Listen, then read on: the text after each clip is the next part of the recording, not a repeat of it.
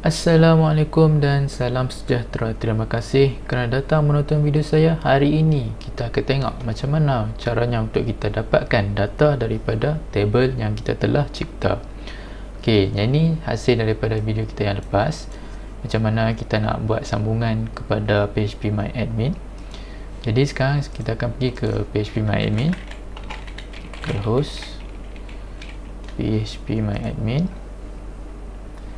Okey, kita dah cipta database tutorial YouTube dan table users untuk video yang lepas. Seperti anda tengok, sekarang ni kita dah ada data dalam pengkalan data ataupun dalam database kita. Cuma ya, sekarang ni macam mana kita nak dapatkan data-data tersebut untuk kita paparkan di dalam laman sesawang kita yang menggunakan PHP sebagai backend. Okey, pertama sekali apa yang kita perlu buat adalah kita perlu memberi arahan kepada pengkalan data ataupun database tersebut, dan arahan ni kita panggil sebagai query lah dalam bahasa Inggerisnya. Pertama, kita akan buat satu pemboleh ubah ataupun variable yang dinamakan sebagai arahan, dan dalam arahan ni kita akan memasukkan MySQL punya query. Dan untuk query MySQL yang untuk dapatkan data tu ialah select star from nama table kita. Nama table kita adalah users. Nampak kat sini dia tulis users. Jadi masukkan users. Okey.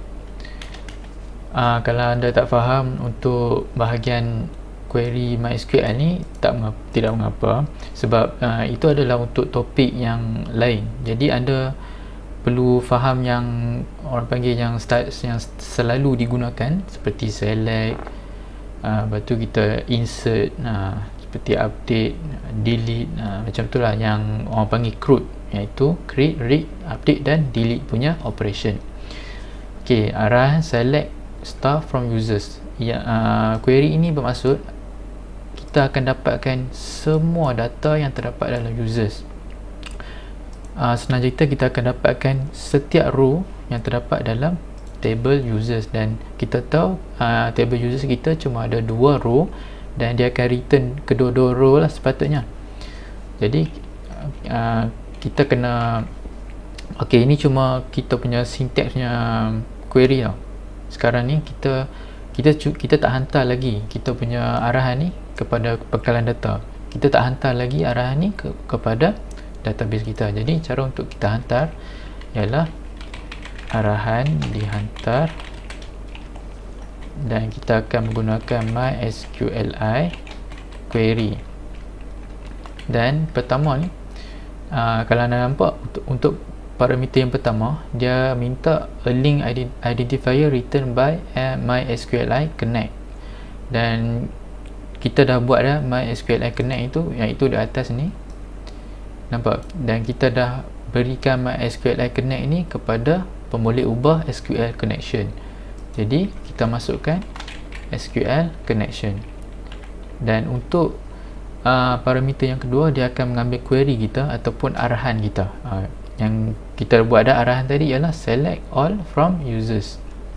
Okey, jadi kita cuma masukkan saja arahan kita. Okey, dengan coding ni kita dah berjaya memberitahu database query ataupun arahan jenis apa yang kita suruh dia laksanakan. Okey, sekarang ni kita dah dapat arahan yang dihantar ni. Sepatutnya kita akan dapat semulalah data-data tersebut, dan data-data tersebut terdapat dalam arahan dihantar ni. Okey, jadi kita boleh tengok kat dalam arahan dihantar ni, arahan dihantar.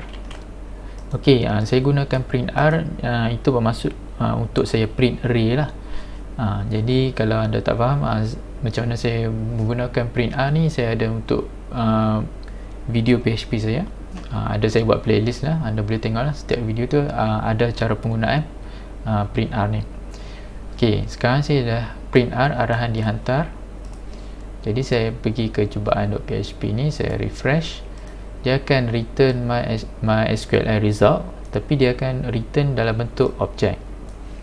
Okey, sekarang ni dia return dalam bentuk objek. Kita tak boleh access lagi data tu, sebab kita perlukan lagi satu line of code iaitu kita perlu menggunakan MySQLi fetch assort ataupun fetch associative.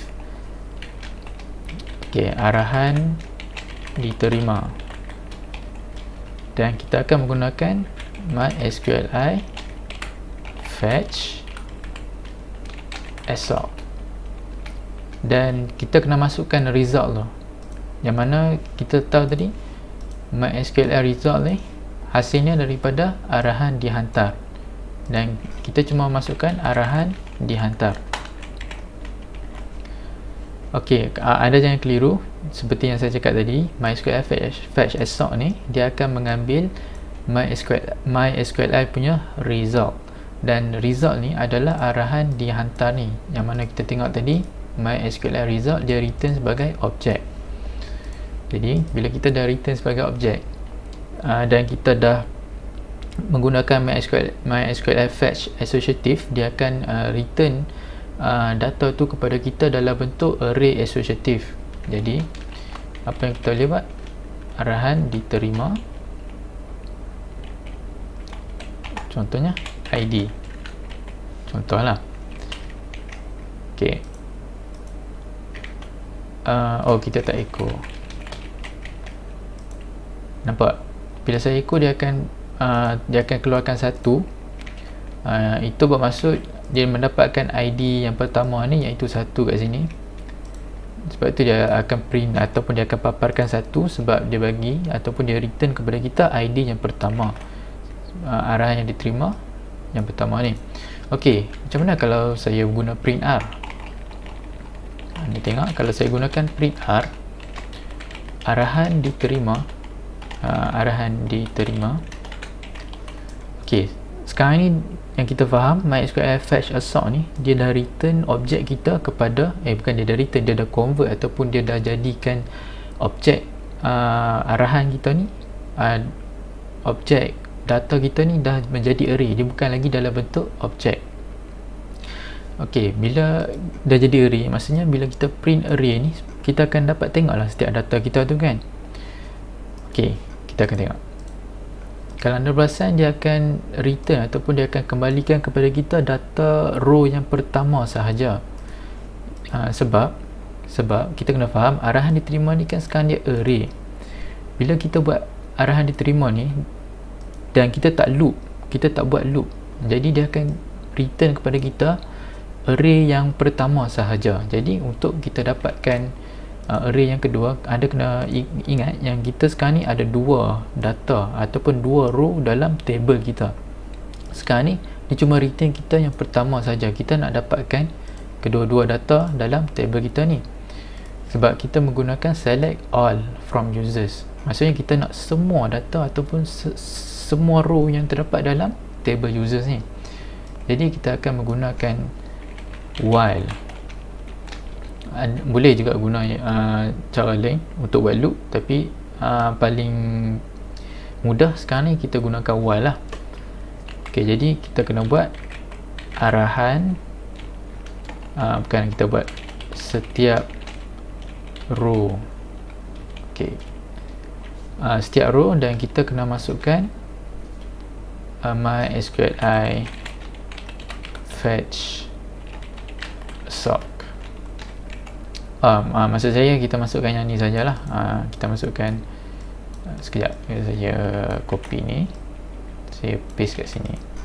Okey, apa yang while loop ni akan buat ialah, selagi mana ada data ataupun selagi mana row di dalam arahan dihantar ni belum habis, senang cerita, selagi mana dia ada data, selagi tu dia akan teruskan loop ni.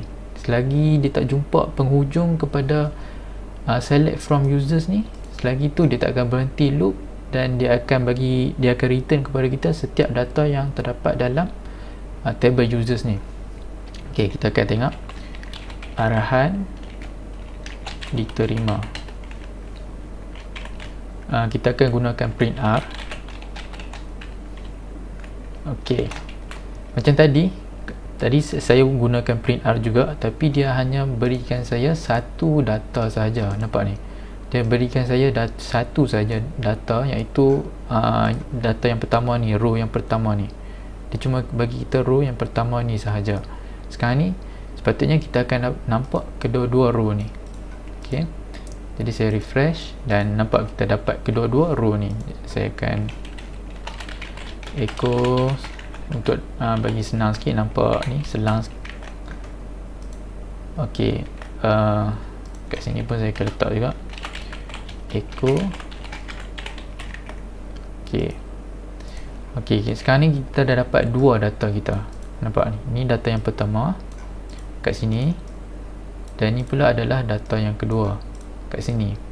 Okey, kita dapat data ni bagus dah. Macam mana kita nak dapatkan data tu secara spesifik? Kita tak maulah ada, kita pun tak maulah buat website nampak data pelik-pelik macam ni kan. Okey, disebabkan kita menggunakan MySQL fetch assort ataupun associative, dia akan menukarkan objek kita menjadi array associative. Jadi kita boleh masukkan, kita boleh akses satu data tu menggunakan associative dia lah. Untuk associative yang pertama ni ID, jadi kita buat kotak macam ni, masukkan single quote dan masukkan ID, dan kita kena tak boleh pakai print R lah, sebab yang ni bukan array lah, yang ni dah jadi single data tu.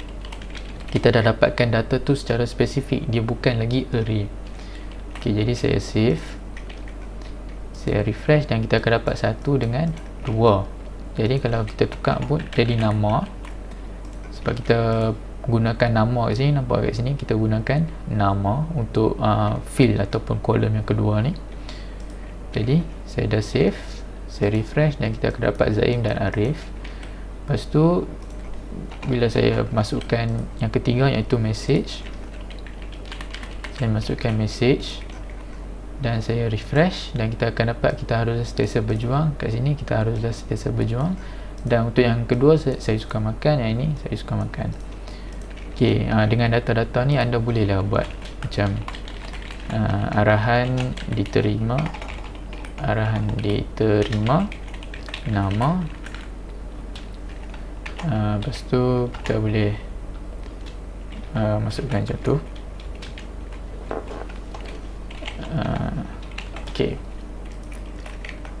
Ok, dengan data kita ni kita boleh buat.